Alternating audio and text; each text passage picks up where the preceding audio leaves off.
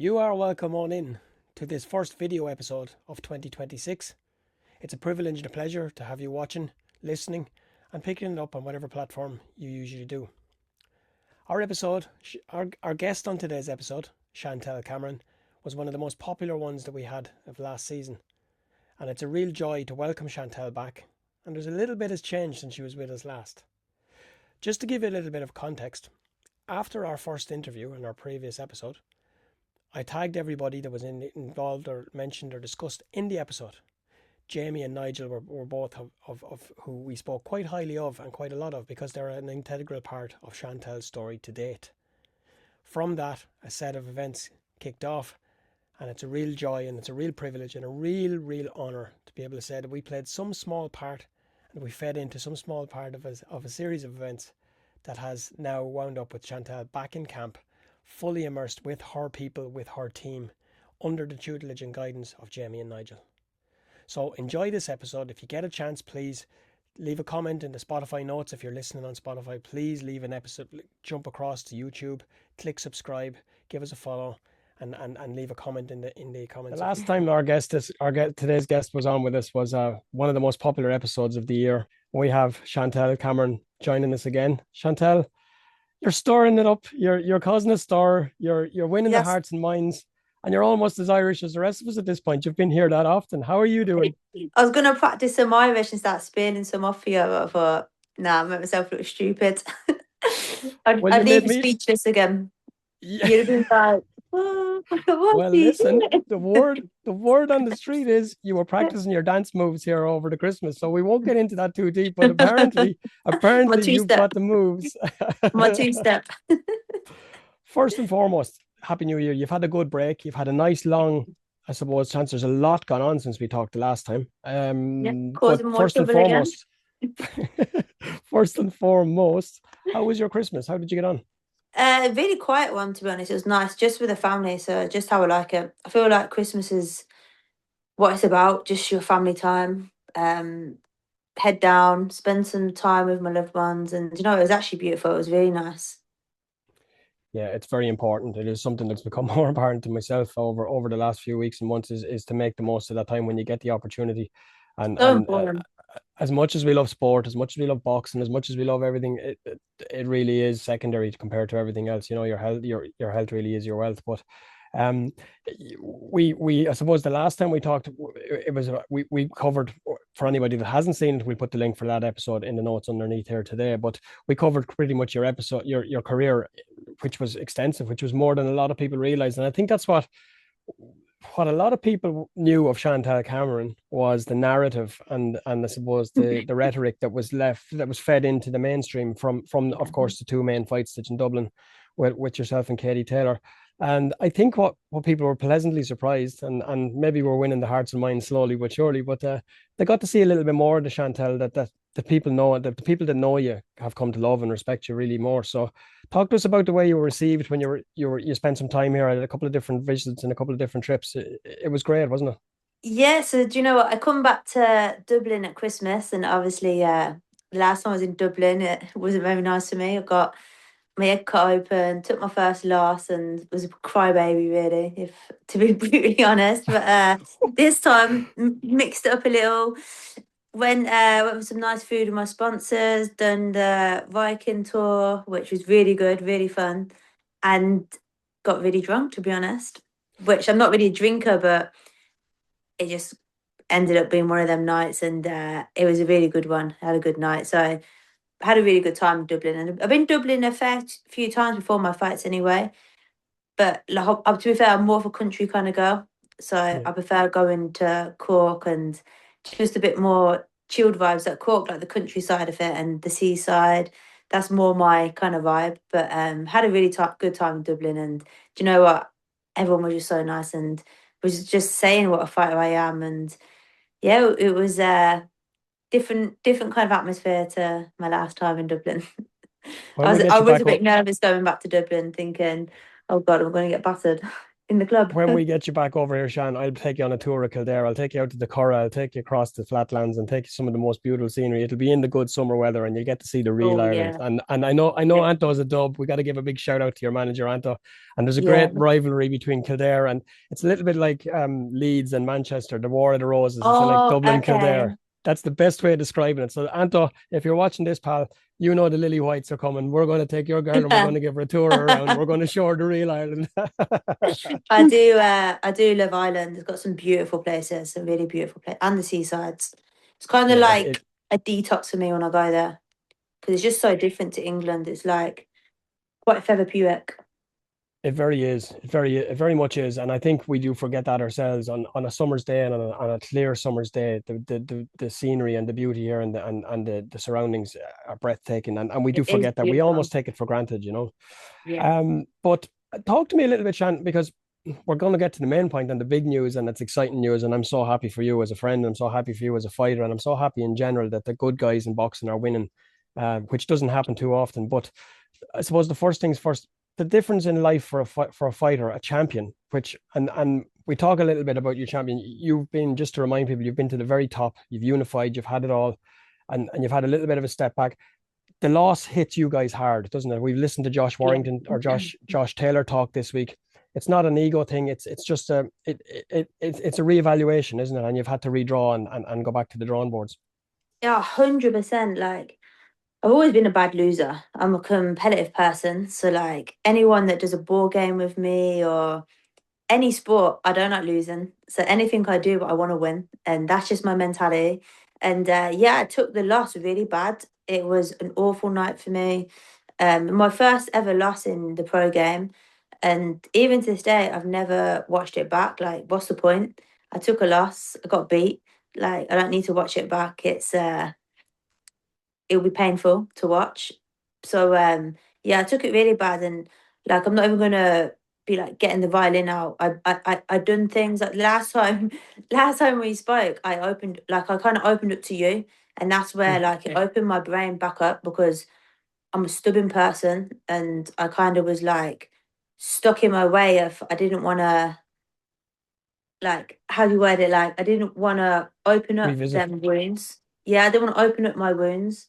So in my mindset, it was like boxing, it's business, just get some money. Didn't care about belts. To be honest with you, I didn't care about boxing anymore. It was like, what's to happen now? Like I've lost all my belts, took my first loss, and it was a shitty attitude. It was a really shitty attitude. And even like when I sit here now thinking, who the hell did I think I was? Because I don't box just for money, and I don't box not being that competitive person. I generally was in a bad place, and I'm not gonna like get in a violin out because like you live and learn. And Jesus, I definitely learned. I learned my lessons, and I'm just glad now that like I've opened my eyes up and seen I love boxing, and I love the people that I had in my time, at my greatest moments and the special moments, memories, everything we done together, achieved together. That was so special. And it was when we spoke, it opened up that part of my brain that I shut down. And yeah, look at me now. We've changed things up again.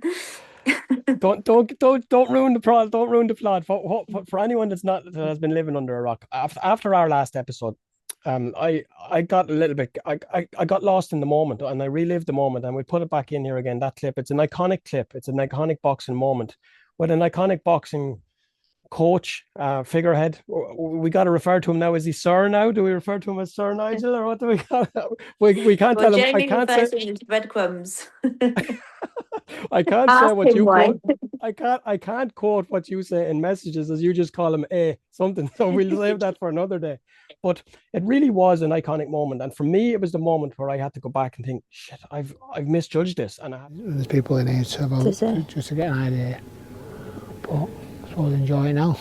Yeah, and it mad being a mad. like your legs go thinking fucking hell. Yeah. Oh, fucking it. What the fuck? What the fuck? What the fuck? What the fuck? How the fuck did that happen? How the fuck did that happen? No, and that's it all. And all that energy is about you. This is not about, for them it is. Yeah. This is not about her. This is about you. This is about everything you do. You do it here. It's on you. I promise you. I promise you. Yeah. It was an iconic moment where Nigel had his arm around you in the surroundings of an empty stadium. Everything that came and went after that. You did an interview afterwards where you had said that you had made some decisions in the moment after, which was understandable. So I suppose what I did when we spoke and after we spoke and we had our interview and we had a very frank and honest conversation, it was, I tagged, as I always do, I tagged Jamie, I tagged yourself, I tagged people, and I got a message back from Jamie. And the long and the short of it was that he got a chance to, and I made sure that he knew that there was no animosity, that there was no clickbait, rage bait, or any of the usual thing. So the next thing I knew from you a couple of weeks later, you tagged me. So I'm going to let you take the story from here. You had texted me to say, I have some news, and we'll go from there. Yeah, so I'd done that interview and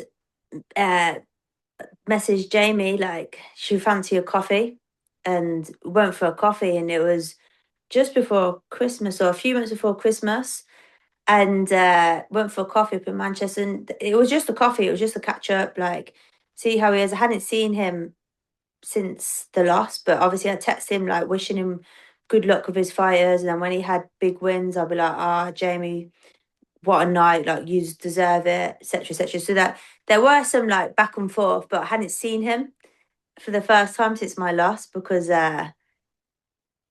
like, again, I just tried shutting myself off. Like, Jamie and Nigel were my family, and it was like my chosen family, and I loved them so much. I loved them more than boxing. And being brutally honest, that loss, I think I took it out on the people that meant the most to me because I was struggling. Like, I took it worse than I should. But again, like, I'm human. I'm not going to sit here and make out I'm perfect. I'm far from perfect. But I wear my hat on my sleeve. And that's what everyone around me who knows me knows. I wear my hat on my sleeve. And we had a coffee, was talking, then was like talking every day. Again, Jamie just taking the piss out of me, mainly, which he loves to do in a nice way, I hope. And basically, like, it just opened up that wound again, where it was like, I love Jamie and Nigel so much. Like, this is just silly. Like, it's gone. The loss is gone. It's in the past. Like, life's so short. And obviously, like, still training with Stephen, but me and Jamie were just talking every day as friends, just genuine chit chat, sending stupid memes, just like, just like silliness and that. And then basically it come from so basically, like, obviously it's pretty obvious my career has not exactly been shining, has it? Like, I had 3 fights, 3 wins, but nothing that stands out. And I'm the first person, like, I'm brutally honest, I know that it's gone pretty down the pan. And I was speaking to Jamie. I rang him and basically was like, it was after I handed back the world title. So I rang Jamie We'll and get was to that like, one too. yeah, and that missed that one. So I rang Jamie and I was just like, Jamie, how on earth could I have done what I've done in boxing and now, like, I've fucked my career up? Well, excuse my French, but I was like, I've pretty much, like, threw my career down the pan. And Jamie was basically like, what are you on about, Chantelle? And I was like, I've just handed back a world title, Jamie, and I'm doing it, like, again, standing up for what's right, which it was. I was standing up for what's right, and I was like, I've not had them big fights again. Everything just seemed to be going wrong, and I was like, I've not been in the bestest of places. Like, I've always had this, like, sadness in me that Jamie and Nigel weren't with me, so I was fighting, but a big part of me was like, I don't have their arms around me, which sounds really soppy. It sounds really soppy, but some people understand it and some people won't. But I didn't have them in my ear, and all I wanted was them in my ear, and I wanted them to be there, but they wasn't there, and it kind of started hitting me. I was like, I've done this. I'm the one to blame. Like, I've literally threw my career down the pan, and no disrespect to Grant and Stephen. They are top-notch coaches, world-class. Grant, look what he just done with his son. World-class trainer. Incredible. Like, he's unbelievable. Great guy as well. Stephen, he's going to have plenty of world champions. Great coach, great guy. But the thing is that people don't understand is, me personally, I have something special with Jamie and Nigel that is way more than boxing. And you know what? I was dumb and I threw it away because I was dumb and I was an idiot. And Jamie, so on the phone, so I went off track there. So on the phone, Jamie basically said to me, he was like, it was something like, Chantelle, shut up. Like, what are you on about? If you walked away from boxing now, like, you've done everything in boxing. Like, you've got nothing to prove. And honestly, it reminded me of the power Jamie has. Like, I could feel the bottom, I could feel really rubbish. I could feel the bottom of the pile. And speaking to Jamie, he can make me feel on top of the world. And that's what I remembered is like, Jamie does that to me. I can feel rubbish and think like, my boxing career, I threw it down the pan. I'm achieving nothing. I'm never going to achieve nothing. Like, what's the point? Like, feeling sorry for myself. And then Jamie will just say something and be like, literally, Chantelle, what are you on about? You've achieved everything. You've done things that people can only dream of. So, like, I become undisputed. I beat an undisputed champion in Jessica McCaskill. I beat an undisputed champion in Katie Taylor. Like, I've not just become undisputed, I've also beat 2 undisputed champions in different weight classes. And it just hit me. I thought, do you know what? Why am I feeling sorry for myself here? Like, why am I being a bit of a downer? I have messed up my career. I've not lost since my loss, but I've made bad decisions. And I started looking at things a bit different with boxing, thinking, I've got to do something where I'm happy again, happy inside, because it's not just about winning. Winning's great. Like, you feel amazing because obviously everyone wants to win, but something deep inside was missing for me, where I was winning and I felt sadness. And this is no word of a lie. Like, Anto, my closest friends around me can have my back for this. Is I'd win a fight and I'd be sad. I'd sit there and I'd be sad. And I spoke to Anto a couple of times saying, like, I miss Jamie and Nigel. I'm around such good people. I'm around such great coaches, but I couldn't help but be sad. And like, it was genuine sadness as well. And I'm just ranting now. Able to sum this up, and I sum it with you when we speak, because we've spoken an awful lot since, and I've spoken. The best way to explain it to the casual fan is that Naz had Brendan, Mike Tyson had Cuss. We've had Lennox had Manuel Stewart, Andy had Manuel Stewart, Wayne had, of course, my great friend had Eddie Futch, Joe Fraser, Ali had Angelo, Chantelle had Jamie and Nige. And I'm not, in case the casuals or the haters or anybody wants to jump in the notes, feel welcome, lads, bring it on, we're here for it.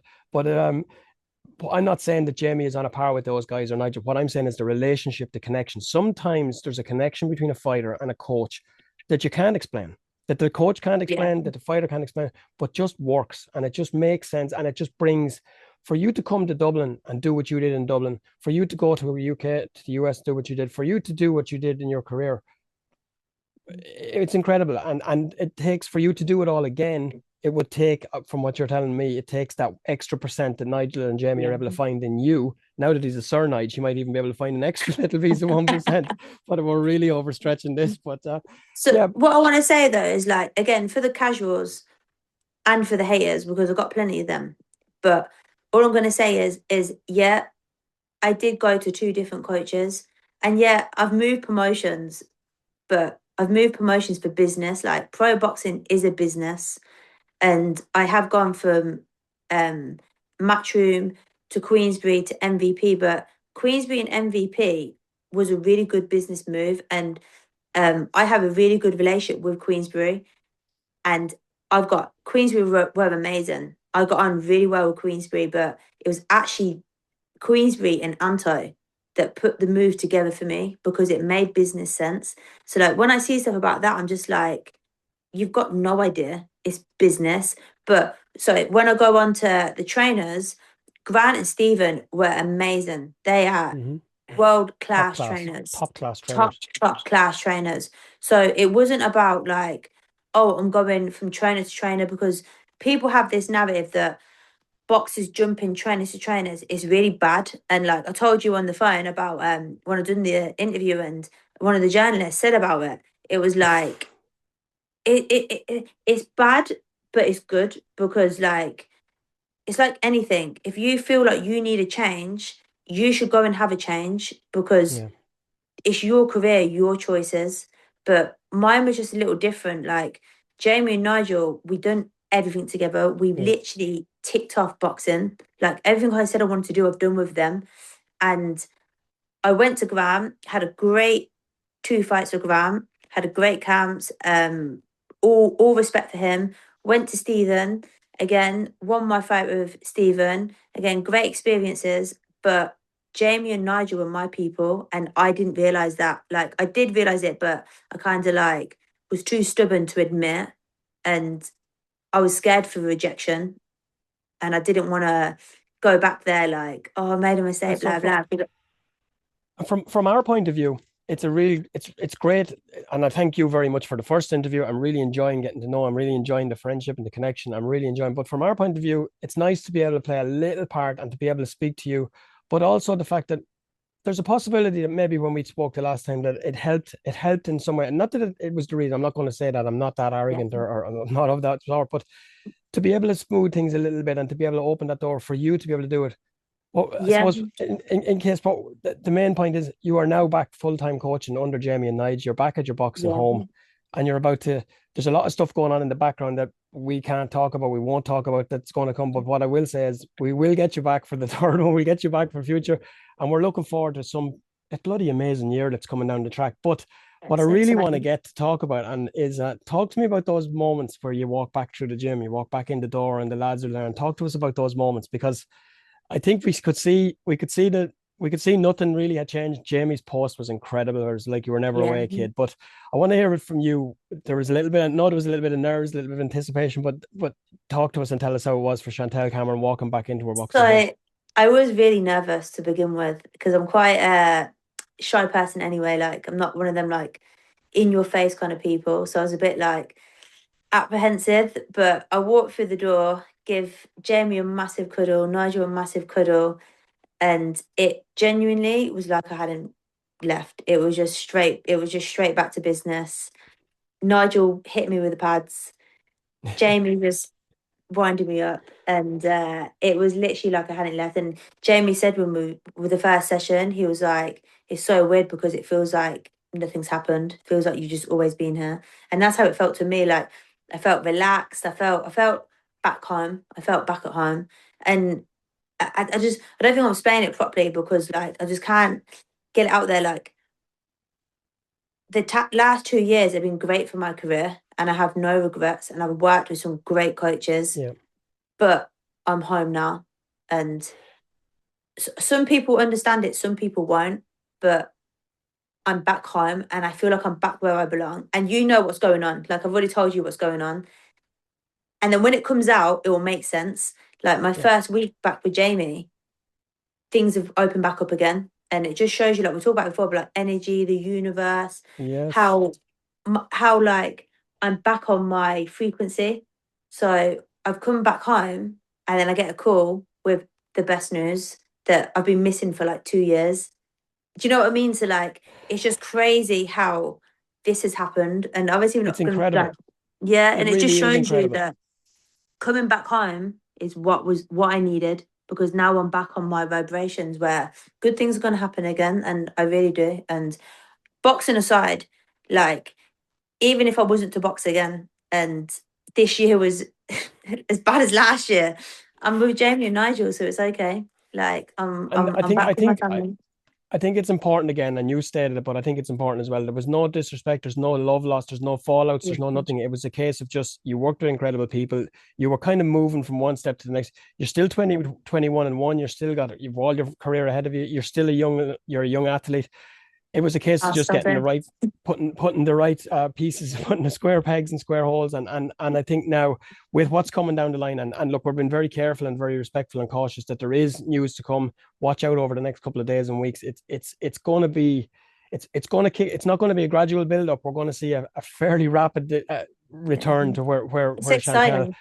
It is very exciting, but Very with exciting. that excitement, Shan, as I said to you off air, and we spoke a good bit on your way to on your way down to Manchester, I think, um, it was difficult to do the first time around, but with the experience, with the knowledge, with the know-how, it doesn't make it any less difficult, but it makes it more doable this time around, I would say. Does that make sense? Is that fair to say? It does, and I think this time's going to be sweeter. I think this time will be a lot sweeter because it's like when you've reached the very top of a mountain and you come falling down and you hit the hit rock bottom. If you get back on the top of that mountain, the feeling like it'll be better than the first time. So that's my goal now. Is I'm going to redo it all back with Jamie and Nigel, and my plan is to sail off into the sunset, knowing that Not just yet.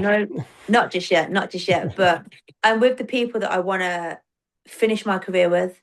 Like I want to say goodbye to the sport and leave and close the curtain with my family, like with my chosen family. And if I do it all again and do what my goals are with becoming undisputed in a new weight class, what a story. And like it will just be the second time around is I'll be so much more grateful because when you do lose everything, it's not a nice feeling. And to get back up to where I want to be, the last 2 years have been like pathetic, really. I see the trolls and that like basically laughing and like taking the mick, and they can because it's been absolutely rubbish. And like I'm not going to be like I've been smashing it, I've been doing this, I've been that. It's not. It's like I've won 3 fights, but I've had nothing like exciting or like getting my teeth stuck into. I've just gone through the motions, but when I do it the second time, imagine that feeling. And to be fair, I'll have my middle finger up to all of them haters and be like, "Look at me now." We might just get a new batch of merch done just for that. Yeah. But before we wrap this up, what I want to do as well, and I want to be, because there's a lot of people make a lot of stuff. As athletes, you guys had a ferocious rivalry. You had an intense rivalry like this country had never seen. You stopped the nation and it takes a lot for boxing to do that. I think what we've seen over the last year or two with Katie is Katie has reached summit, whether she has retired or whether she hasn't. I was very conscious and very respectful when we spoke the last time that your career is a 20-year career plus. There's still a few chapters to go in this book yet, as I keep saying to you.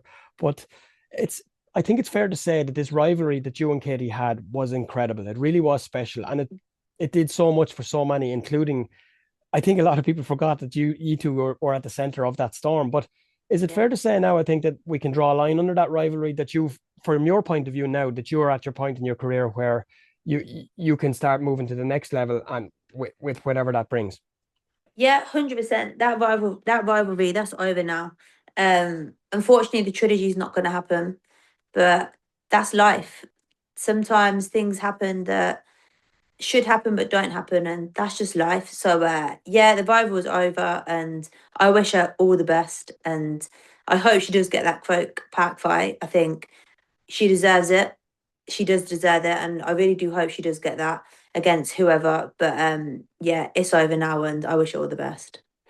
I just want to throw this in here as well. When I text Shan during the week about we were talking about Croker and everything else, she wanted to know, why would Katie be fighting Lewis Crocker? I had to remind her that that's what us Irish call Croke Park Croker. And Anto, as a dub, I suppose you haven't been in Croke Park so much lately, so you should be keeping Chantelle up to speed. Shan, that's an in joke, by the way. Us Irish like to slag and joke. It's a football joke. But look, it is important that people get carried away. And sometimes, as I said, online and if you want to call them fans or if you want to call them whatever you want to call them, they tend to pick things up. And we've seen some comments that myself and yourself have had conversations online, some offline. But it amazes me. It still baffles me, the levels of ignorance and the levels of stupidity that people want to come out with. But we've heard it here from one world-class athlete to another world-class athlete. There is no animosity. There is no hate. There is no rivalry. It's been an incredible run. But now there's a new run going on a different set of tracks. And this We had Saturday, two great nights. We had two Yeah. great nights, great fights. It was great for women's boxing. It was great for Ireland. Katie got her homecoming. She got to fight in Ireland twice. And there wasn't rubbish fights, was there? There were good fights. No. They showed that women can fight, showed that like women can get stuck in, women can do what the men do. So when I look back now, it's like what an honor to have them nights. And even when I do retire and when I walk away from the sport, I'm gonna remember them nights and be like, I was a part of that. So I'm grateful and I'm very blessed to have had that win over Katie, took that loss to Katie, and the story is ended. It's ended there, and that's that. But what a story! Before we finish this episode, and again, I don't want to take too much of your time. You're back in Manchester. You're back in camp. You're back in full flow. So we'll be revisiting this story. There's so much that we're both dying to tell, but we can't at the Very moment. soon. before we get to that, it's going to be intense. It's going to be an intense ride from here on in for the next for duration. But to be back in a fresh camp, do you go back to the bottom of the ladder in the gym, or are you somewhere in the middle? You've got Pat Brown there, you've got the White Rhino, you've got people around now. It's a different landscape. Or are you still the top dog there? How does this work? I told Jamie that I'll batter Pat Brown. I was like, don't think he's got my spots. I'll end up having to chin him. Joking, really. Apparently, he hits really hard. Yeah, I was joking with Jamie. I was just giving it the big one, trying to get my number one spot. You're in an incredible gym there with an incredible people. Yeah. And just again, give a little bit of a sneak preview, we're really looking forward to having Jay on here. He's going to come on, he's going to have a chat. And it's great from our point of view. It's great from my point of view. But I think, Chantelle, the best way I can wrap this up is as a friend, as a boxing fan, as part of the boxing media, whatever way you want to look at it. It just feels really special to see somebody like yourself, to see people like Jamie and Nigel, to see the good guys in boxing, because as much as we love the sport, the business is filthy. There really is. And there's times that it does 100%. An awful lot of damage.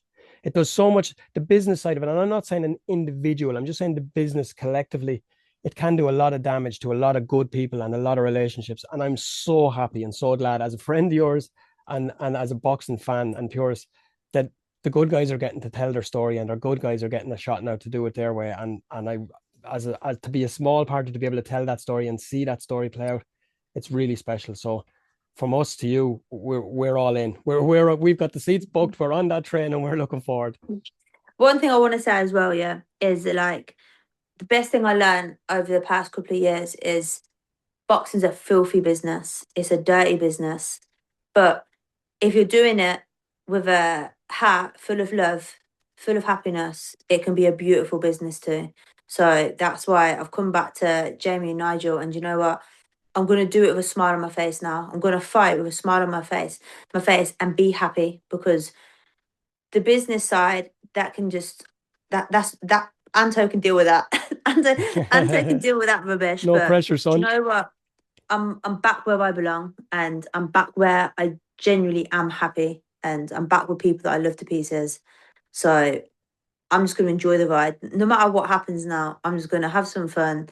I'm going to enjoy it and just be happy. Like, life's so short. Like, don't do something if you're not fully in it. And that's the best thing I can tell any up and coming person is if you're not giving it 100%, then make a change or maybe walk away. But you've got to do this giving it 110% and not doing it with doubts or sadness or any regrets, because you're going to mess your career up. And take that from me, because that's what I've done. The best way we can finish this, you and I share a quote that we realized we're using at the same time, but it's from that great classic TV series in America a few years ago, Clear Eyes, Full Heart, Can't Lose. And it's probably, I don't like cliches, but it absolutely is one that's true. Shan, from me to you, it's been a privilege. It is a privilege to call you a friend. It's a joy to watch this story unfold. To be able to tell a little bit of it, it's a privilege beyond words. But I think it's just, let's just strap in now and let's see where this goes, because what's coming over the next couple of days and weeks is exciting. That's all we can say for now. So. The buzz is back.